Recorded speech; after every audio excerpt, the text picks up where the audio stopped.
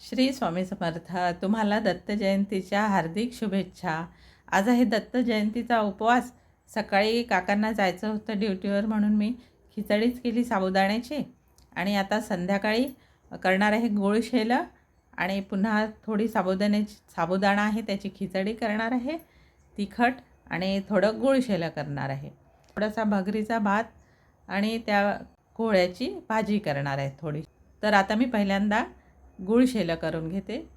चला तर मग आपण गुळशेलं करूया.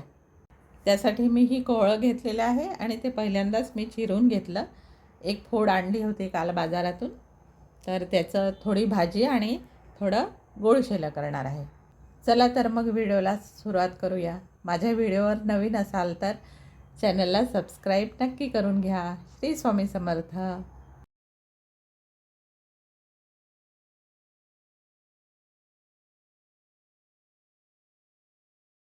पहिल्यांदा कोहळ्याच्या मोठ्या मोठ्या फोडी करून घ्यायच्या आणि त्याची सालं काढून घ्यायची.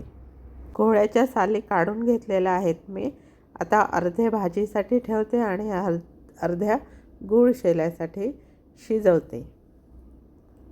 गूळ शेला म्हणतात, पण मी ह्याच्यात साखरच घालणार आहे. तुम्ही गूळ घालू शकता. आता या सोललेल्या कोहळ्याच्या बारीक फोडी करून घ्यायच्या.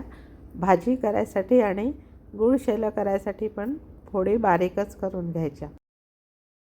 फोडी बारीक चिरल्यानंतर त्या पाण्याने स्वच्छ धुवून घ्यायच्या. आता आपण पहिल्यांदा गूळ शेलं करून घेऊया. त्यासाठी एक पातेलं गॅसवर ठेवायचं. त्यामध्ये थोडंसं तूप घालायचं, साजूक तूप घालायचं आणि बारीक केलेल्या फोडी त्यामध्ये परतून घ्यायच्या. तूप गरम झालं की त्यामध्ये फोडी टाकून परतून घ्यायच्या आणि त्याला शिजू द्यायचं. कोहळ्याला स्वतःचंच पाणी सुटतं, त्या पाण्यातच ते शिजतात. जर पाणी नाही सुटलं, लागत असेल शिजायला, तर त्याच्यात थोडं पाणी घालायचं आणि त्या शिजवून घ्यायच्या फोडी छान. मी आता कोहळ्याच्या फोडी शिजत ठेवलेल्या आहेत. त्यावर झाकण ठेवून त्यांना चांगलं शिजू देते. कोहळ्याच्या फोडी शिजतात आहे तोपर्यंत आपण इकडे ड्रायफ्रूटची तयारी करून घेऊया. असेल आपल्याकडे तर काजू, बदाम, चारोळी, मनुके, विलायची वगैरे टाकायची. चव छान येते. अजून नाही टाकली तरी तशीच कोहळ्याची चव पण खूप सुंदर असते. तर दूध, साखर वगैरे टाकतो आणि नुसती विलायची जरी टाकली तरी खूप छान लागतं ते. आता कोहळं आपलं शिजून गेलेलं आहे छानपैकी.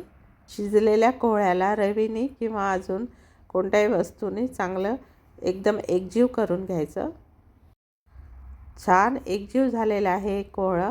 आता यामध्ये आपण चवीपुरती साखर टाकूया. तुम्हाला जसं गोड जास्त कमी लागतं त्याप्रमाणे साखर टाकून घ्यायची आणि साखर चांगली पाकास येईपर्यंत शिजवायची. साखरेचा छान पाक झाला आहे आणि रंग पण खूप सुंदर आलेला आहे. कोहळ्याचा पिवळा रंग आणि चकाकी पण खूप आलेली आहे. तर आता पहिल्यांदा दूध गरम करून घेऊया आपण. दूध गरम होते तोपर्यंत मी हे मनुके स्वच्छ धुवून घेते. मनुके स्वच्छ धुवूनच टाकावेत, नाहीतर मग दूध वगैरे खराब होण्याची शक्यता असते.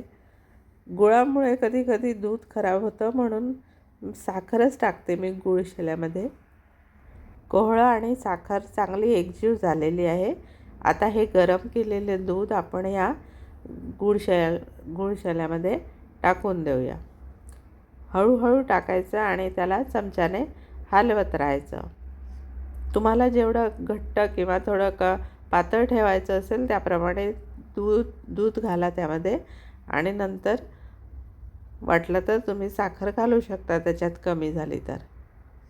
आता याला चांगलं उकळू द्यायचं छानपैकी आणि म्हणजे गुळशेला आपलं तयार झालेलं आहे. हे बघा किती सुंदर रंग आलेला आहे गुळशेल्याला. एका वाट्यामध्ये काढून घ्यायचं आणि त्यावर वरून तूप घालायचं, साजूक तूप, आणि नैवेद्य दाखवायचा आणि नंतर आपण खायचं. पण त्याआधी आपण कोहळ्याची भाजी करून घेऊया, जी आपल्याला भगरीच्या भातासोबत खायची आहे. चला तर मग कोहळ्याच्या भाजीची तयारी करूया. भाजी करण्यासाठी मी तेच पातेलं घेतलेलं आहे ज्यामध्ये आपण गूळ शेलं केलेले होतं. आता गॅसवर पातेलं ठेवून त्यामध्ये 2 चमचे तेल टाकायचं.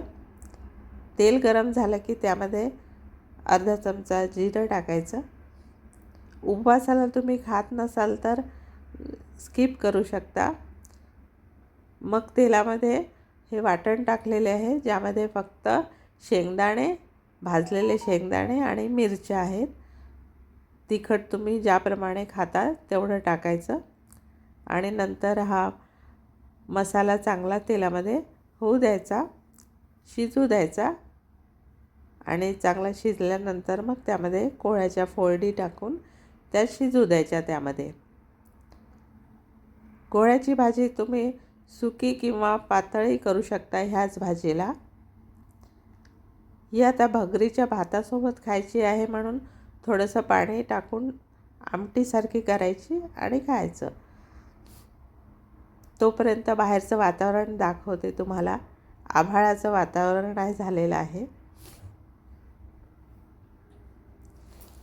कोळ्याची भाजी आता शिजलेली आहे. त्यामध्ये चवीपुरतं मीठ आणि चवीपुरती थोडीशी साखर टाकायची. भाजी चांगली शिजलेली आहे. ही मोकळी भाजी झाली आहे पण ह्यामध्ये थोडंसं पाणी टाकणार आहे मी. पाणी टाकल्यानंतर मग तिला एक उकळी येऊ द्यायची आणि झाकून ठेवायची. भाजी तयार आहे. ह्या कोळ्याच्या भाजीमध्ये भाजी करताना दही टाकू शकता तुम्ही किंवा नंतर तुम्ही फराळ घेता त्यावेळेसही वरूनही दही टाकलं तरी चव छानच वाटते त्याची. तर व्हिडिओ कसा वाटला? व्हिडिओ आवडला असेल तर व्हिडिओला लाईक, शेअर आणि सबस्क्राईब नक्की करा. श्री स्वामी समर्थ.